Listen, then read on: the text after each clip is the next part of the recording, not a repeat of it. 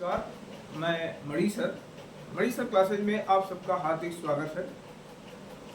आज का विषय है महासागरीय गर्त। इससे महासागरीय उच्चावच के जो महत्वपूर्ण पाठ हैं मंगतट, मंगढाल, मैदान और गर्त, इन सभी में सबसे अधिक जो है महत्वपूर्ण प्रश्नों के दृष्टिकोण से जो कई बार पूछे गए हैं और पूछे जाते हैं, आगे भी संभावना है, वो महासागरीय गर्त से। तो आज हमारा एक छोटा सा टॉपिक है महासागरीय गर्त। देखिए, मैंने पहले भी कहा कि स्थल की तरह सागरीय भाग में विभिन्न प्रकार के उच्चावच पाए जाते हैं, अर्थात उच्चावच की विविधता पाई जाती है। इन्हीं उच्चावचों में महासागरीय गर्त जो है एक महत्वपूर्ण भाग है। गर्त का मतलब क्या है? गर्त देखिए होता है क्या, लंबे सकरे और तीव्र ढाल वाले जो भाग होते हैं उसे हम गर्त कहते हैं। और एक शब्द होता है खाई, उसमें क्या है कि गहरे तीव्र ढाल वाले और चौड़े भाग को क्या कहते हैं? खाई। गर्त जो होता है लंबाई में होता है और खाई जो होती है वो चौड़ाई में होती है। दोनों में समानता क्या है कि दोनों का ढाल लगभग 90 डिग्री के आसपास होता है, मतलब लंबवत होता है और गहराई भी काफी पर्याप्त होती है। देखिए, ये जो महासागरीय गर्त है इससे काफ़ी क्वेश्चन पूछे जाते हैं। क्वेश्चन कई डायनामिक तरीके से पूछे जाते हैं और हमारे अधिकांश प्रतियोगी जो छात्र हैं वो बहुत सिंपल प्रश्नों को ध्यान देते हैं। जैसे पूछ लिया कि हिंद महासागर का सबसे गहरा गर्त कौन है, या अटलांटिक महासागर का सबसे गहरा गर्त कौन है, प्रशांत महासागर का सबसे गहरा गर्त कौन है। तो ये तो आप पढ़ते हैं, लेकिन इससे अलावा भी और भी तरीके से प्रश्न पूछे जाते हैं। तो कहाँ से किस किस रूप में प्रश्नों का स्वरूप हो सकता है, हम उसी पे चर्चा करने जा रहे हैं। देखिए, संपूर्ण जो है महासागरीय क्षेत्रफल का 7% भूभाग जो है, जो नितल है, वो जो है महासागरीय गर्त के रूप में है। और ये गर्त जो होते हैं ये सामान्यतः जो तटों के सहारे पाए जाते हैं, द्वीपों के सहारे पाए जाते हैं और ये काफी विस्तृत भी होते हैं। अब जैसे विश्व भर में वैश्विक स्तर पे देखा जाए तो सबसे अधिक जो गर्त है वो प्रशांत महासागर में है। एक विषय ये भी हो गया कि सर्वाधिक गर्त वाला महासागर कौन सा है? प्रशांत महासागर। सबसे गहरा गर्त कौन है? मेरे यहाँ ट्रेंच है। तो ये सारी चीजें हैं, लेकिन इसके अलावा प्रश्न का स्वरूप क्या हो सकता है? अब हमें गर्त का डायरेक्शन पूछना आता है। जैसे मान लीजिए पिट्रिको गर्त है। अब पिट्रिको गर्त कहाँ है? अटलांटिक महासागर में। ये जो भी विद्यार्थी हमारे पढ़ते हैं भूगोल का, उनको सामान्य जानकारी होगा पिट्रिको गर्त कहाँ है, नरेश गर्त कहाँ, कर्वेटिका गर्त कहाँ है। लेकिन ये तो आपने रट लिया किसी मैगजीन के माध्यम से, चलिए कौन कौन गर्त किस किस महासागर में है, ये तो रटने का विषय ध्यान दिया। लेकिन इससे आगे का जो प्रश्न पूछा जा रहा वो दिशा के अनुसार पूछ लिया। जैसे मान लीजिए 4 गर्त है और 4 दिशा है। जैसे मान लीजिए कि पिट्रिको गर्त है, पिट्रिको गर्त है। दूसरा आपका है कार्मडेका गर्त है। जैसे आपका मान लिया गया कि एलुसियन गर्त है और आपको दे दिया कि ग्वाटेमाला गर्त है। अब ए बी सी डी, 1 2 3 4, अब ये चारों गर्त अलग अलग दिशा में है, तो हमको इस पे ध्यान देना है। अगर पिट्रिको गर्त आएगा, मान लीजिए ग्वाटेमाला गर्त आएगा तो ये उत्तरी प्रशांत। अगर आपका एलुसियन गर्त आएगा तो उत्तर पश्चिमी प्रशांत। अगर आपका कर्वेटिका आएगा दक्षिणी प्रशांत। अगर पिट्रिको आएगा तो आपका उत्तर पश्चिमी अटलांटिक। कहने का मतलब क्या है? कहने का मतलब है कि आप गर्त पढ़िए तो उसके दिशा को भी पढ़िए। 4 गर्त और 4 उनका लोकेशन पूछेगा और कहेगा सुमेलित करिए। अगर आप इस तरह से ध्यान नहीं देंगे तो आपके प्रश्न क्या हो सकते हैं? गलत हो सकते हैं। तो आप जब भी गर्त पढ़िए तो उनका, और इसको आप कैसे पढ़ें? इसको आप एटलस खोल लीजिए और जो महासागरीय उच्चावच का जो मैप है उसमें हर गर्त का जो है क्या करिए? अध्ययन कर लीजिए, मैपिंग कर लीजिए। अगर एक बार मैपिंग करके गर्त को आपने दिमाग में बैठा लिया तो वो क्वेश्चन कभी आपका गलत नहीं होगा। लेकिन अगर आप ऐसा नहीं करते हैं केवल रटते हैं तो परीक्षा हाल में आपको कंफ्यूजन बढ़ जाएगा। हो सकता है एक आसान प्रश्न आप जो है गलत कर सकते हैं। तो गर्त के संदर्भ में हमने आपको ये हमारे कहने का मतलब है इसके कई तरह के प्रश्न आते हैं। अब जैसे मान लीजिए 4 ऐसे प्रश्न दे दिए, 4 विकल्प दे दिए और पूछ लिया निम्नलिखित में कौन सा असंगत है। तो भाई देखिए कर्वेडेका, एलुसियन, ग्वाटेमाला, ये तीनों प्रशांत महासागर में। असंगत कौन है? पिट्रिको, ये आपका उत्तर पश्चिमी अटलांटिक महासागर में है। अब पिट्रिको गर्त स्थित है उत्तर पश्चिमी अटलांटिक, उत्तर पूर्व अटलांटिक, दक्षिण पश्चिमी अटलांटिक, दक्षिण पूर्व अटलांटिक, ऐसे 4 डायरेक्शन दे दिया। तो आप ये पहले से पता है कि आपको पिट्रिको गर्त जो है अटलांटिक महासागर में है, ये आप जानते हैं। लेकिन जब दिशा के अनुसार पूछ लिया और आप नहीं ध्यान दिया तो आप क्या एक क्वेश्चन क्या होता है? गलत होता है। क्योंकि परीक्षा हाल में बहुत कुछ सोचने का टाइम आपके पास नहीं रहता है। आप ऐसे मानिए कि परीक्षा हाल में एक प्रश्न को पढ़ना और उसको भरना, इसके लिए मुश्किल से आपको 40 से 45 सेकंड का समय मिलता है। इससे अधिक सेकंड अगर समय आप लगाते हैं प्रश्नों को भरने और पढ़ने में तो निश्चित है आपका लास्ट क्वेश्चन 2, 4, 10 क्वेश्चन क्या होंगे? छूट जाएंगे। तो आपको त्वरित रूप से काम करना, निर्णय आपको, डिसीजन आपको पहले तुरंत लेना है। अब ऐसे लेते समय ये तभी होगा जब आप पहले से किसी विषय के बारे में अच्छे से अध्ययन किए रहेंगे। अब जैसे अटलांटिक महासागर का गर्त है, तो अटलांटिक महासागर का गर्त क्या है? पिट्रिको गर्त है उत्तर पश्चिमी अटलांटिक, नरेश गर्त है उत्तर पूर्वी अटलांटिक, सैंडविच गर्त है दक्षिणी अटलांटिक। अब ये प्रशांत महासागर का गर्त है टोंगा गर्त दक्षिणी अटलांटिक, कार्वेडेका गर्त दक्षिणी टोंगा गर्त दक्षिणी प्रशांत, कार्वेडेका गर्त दक्षिणी प्रशांत, मिंडनाओ गर्त मध्य प्रशांत, मेरियाना गर्त मध्य प्रशांत, जापान गर्त, चुराइल गर्त, एलिशियन गर्त, ये सब उत्तरी पश्चिमी प्रशांत। अब आ गया कि कौन सा गर्त उत्तरी पश्चिमी प्रशांत महासागर में स्थित नहीं है ना? एलिशियन गर्त है, चुराइल गर्त है, जापान गर्त है, टोंगा गर्त नहीं। ये कहाँ है? दक्षिणी प्रशांत नीचे है। अब ऊपर है नीचे है, ये तब ही आप अध्ययन कर सकते हैं जब आपको मैप के माध्यम से उस सारे गर्तों का लोकेशन आप ढंग से समझने का प्रयास करेंगे। हमारे कहने का आशय है कि गर्त से इसके अलावा बुचानन गर्त है, नरेश गर्त है, तमाम प्रकार के जो है रोमांस गर्त है, तमाम प्रकार के गर्त हैं। अटलांटिक महासागर में कौन है? प्रशांत महासागर में कौन है? हिंद महासागर में कौन है? अब हिंद महासागर का सबको पता, हिंद महासागर का सबसे गहरा गर्त है कौन सा गर्त है? सुंडा गर्त है, या उसको हम जावा गर्त के नाम से भी जानते हैं। लेकिन जब ये पूछ लिया कि सुंडा गर्त स्थित है पूर्वी हिंद महासागर, मध्य हिंद महासागर, दक्षिण पूर्वी हिंद महासागर, अरब सागर, ऐसे डायरेक्शन देगा, तो ये तो पहले से आपको पता है कि सुंडा गर्त जो है आपका हिंद महासागर का सबसे गहरा गर्त है। लेकिन ये आपको नहीं पता है कि पूर्वी हिंद महासागर में है कि पश्चिमी हिंद महासागर में है कि दक्षिणी हिंद महासागर में है।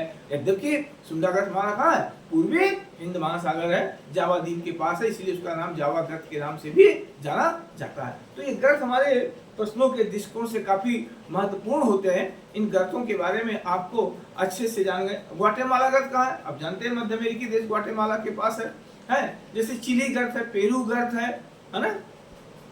आपका प्रशांत महासागर में है, तो कौन सा प्रशांत महासागर में है, कौन अटलांटिक महासागर में है, कौन हिंद महासागर में है, इन गर्तों का अध्ययन कर लीजिए। कौन किस दिशा में स्थित है इसका अध्ययन कर लीजिए, है ना? कौन असंगत है इसका अध्ययन कर लीजिए। 3 गर्त आपका अटलांटिक का देगा, एक हो सकता है हिंद का दे दिया, एक प्रशांत का दे दिया, या 4 गर्त दे दिया, 3 प्रशांत का दे दिया, एक अटलांटिक का दे दिया। तो इस तरह से गर्तों के बारे में क्वेश्चन पूछे जाते हैं और इस पर आपका अध्ययन डीपली होना चाहिए। ठीक है, जैसे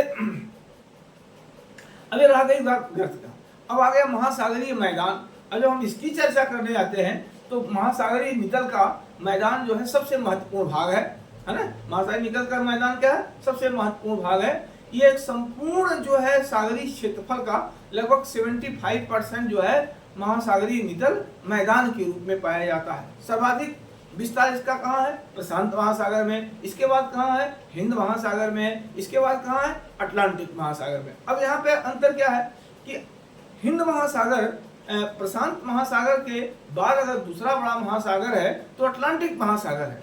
तो मैदान भी जो है महासागरीय मैदान भी अटलांटिक महासागर का दूसरा स्थान होना चाहिए। लेकिन मैदान में जो है, महासागरीय मैदान में प्रशांत के बाद हिंद है, अटलांटिक में महासागरीय मैदान का विस्तार कम पाया जाता है।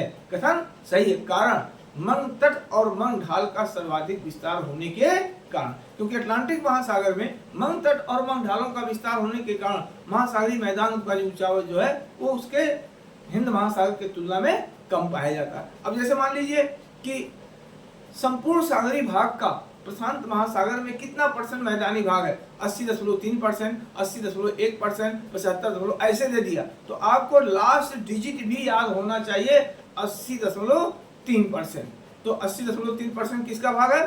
प्रशांत महासागर का मैदानी रूप में। 80.1% किसका है? ये हिंद महासागर का है। और जो अटलांटिक महासागर है वो 56 या 57% भागी महासागरीय मैदान के रूप में है। तो हमें भी इसके बारे में अध्ययन करना चाहिए। फिर बात आती है कि किन अक्षांशों के सहारे महासागरीय विस्तार अधिक है और किन अक्षांशों के सहारे महासागरीय विस्तार कम है। तो अगर हम पहले से आपको बता चुके हैं पिछले वीडियो में कि हमारा ग्लोब का 70% भाग जो सागरीय क्षेत्र है वो साउथ स्फीयर में है, दक्षिणी गोलार्ध में, और 30% उत्तरी गोलार्ध में है। हमारे उत्तरी गोलार्ध में स्थल भाग का विस्तार अधिक है, सागरीय भाग का विस्तार कम है। दक्षिणी गोलार्ध में सागरीय भाग का विस्तार अधिक है और स्थल भाग का विस्तार कम है। तो अब यहाँ पर क्या है? तो यहाँ पर है 60 से 70 डिग्री उत्तरी अक्षांश। क्या बोला? 60 से 70 डिग्री उत्तरी अक्षांश के सहारे महासागरीय भाग का विस्तार जो है सबसे कम है। अर्थात 60 से 70 डिग्री अक्षांशों के बीच, उत्तरी अक्षांशों के बीच महाद्वीपीय भाग का विस्तार अधिक है। इस अक्षांशों के बीच सागरीय भाग सकरा पाया जाता है।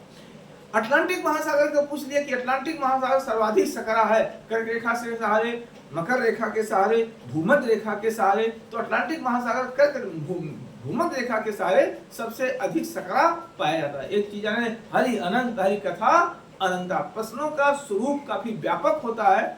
आपको जो है किसी भी पॉइंट को पढ़ते समय अगर आप सफल होना चाहते हैं तो आप बहुत ही डायनेमिक तरीके से पढ़िए कि ऐसा प्रश्न आएगा तो क्या उत्तर होगा, ऐसा प्रश्न आएगा तो क्या उत्तर होगा। ऐसा नहीं कि जो पूछे गए प्रश्न है वही आपका कंसेप्ट है। पूछे गए प्रश्नों को तो आपने रट लिया, लेकिन उसी से रिलेटेड आपको अगर नए क्वेश्चन कैसे बन सकते हैं उस पर आपने ध्यान नहीं दिया तो आपका सब पढ़ाई बेकार हो जाएगा, सारा आपके अरमान जो है अधूरे रह जाएंगे। तो मेरा मानना है कि आपको मेरा यही सुझाव है कि जब आप एक पॉइंट पढ़िए तो उससे कितने टाइप के प्रश्न बनते हैं ये सब आपको होना चाहिए। ठीक है। अब तो जो अब आ गया तट से सागर की ओर महासागरीय ऊंचाइयों का क्रम, तो मंग तट, मंग ढाल, मैदान और गर्त। मंग तट की विशेषता आप पहले वीडियो मैंने बता दिया था। तो मंग तट क्या है, उसकी विशेषता क्या है, उसकी उत्पत्ति के कारक क्या है, उसका महत्व क्या है, ये सब आपको जानना चाहिए। मंग ढाल क्या है? मंग ढाल की औसत गहराई 200 से 2000 मीटर है। यहाँ मंग ढाल का निर्माण किससे होता है? केवल अपरदनात्मक या भंसन क्रिया के द्वारा होता है। इसमें अवसादों का निक्षेप नहीं पाया जाता है। मैदान भाग कितना है? संपूर्ण ग्लोब का मैदानी भाग, महासागरीय मैदानी भाग क्या है ये आपको पता होना चाहिए। और इसका विस्तार कितने % में है, इसका संपूर्ण सागरीय क्षेत्रफल का क्या % महासागरीय मैदान है। सबसे अधिक जो है इसका गहराई, औसत गहराई 3000 से 6000 मीटर प्रशांत महासागर है। सबसे गहरा महासागर कौन है? प्रशांत महासागर है। तो मैदानी भाग के बारे में आपको अध्ययन होना चाहिए। इसके बाद गर्त आता है। गर्त महाद्वीपों के किनारे पाए जाते हैं, या हम ये कह सकते हैं द्वीपों के किनारे। अब ये प्रश्न है कि महाद्वीपों के किनारे क्यों पाए जाते हैं? देखिए बहुत सारे हमारे एक चीज आप जाने रहिएगा, एक सीधा कॉन्सेप्ट मैं आपको बता दूं कि जो हमारे प्रथम श्रेणी के उच्चावच हैं और जो द्वितीय श्रेणी के उच्चावच हैं, प्रथम श्रेणी में क्या आता है? महाद्वीप और महासागर। द्वितीय श्रेणी में क्या आता है? पर्वत, पठार, मैदान, गर्त। ये दोनों भूगर्भिक हलचल का परिणाम है। और ये हलचल कहाँ से होता है? प्लेटों के संचरण से। तो जहाँ जहाँ विनाशात्मक प्लेटें आपस में टकराती हैं उसी के सहारे गर्तों का विकास अधिक दिखाया जाता है। अब महासागरीय गर्तें महाद्वीपों के पश्चिमी तट पर अधिक पाए जाते हैं। कथन सही है, विनाशात्मक प्लेटों के सहारे, क्योंकि जब दो प्लेटें आपस में टकराती हैं तो उससे तट से 200-300 किलोमीटर दूर गर्तों का एक लंबा सकरा भाग का विस्तार हो जाता है। तो इस तरह से आपका कॉन्सेप्ट आधारित प्रश्न अधिक होना चाहिए। आप जो भी पढ़ें डायनेमिक तरीके से पढ़ें। ऐसे प्रश्न पूछा तो क्या उत्तर होगा?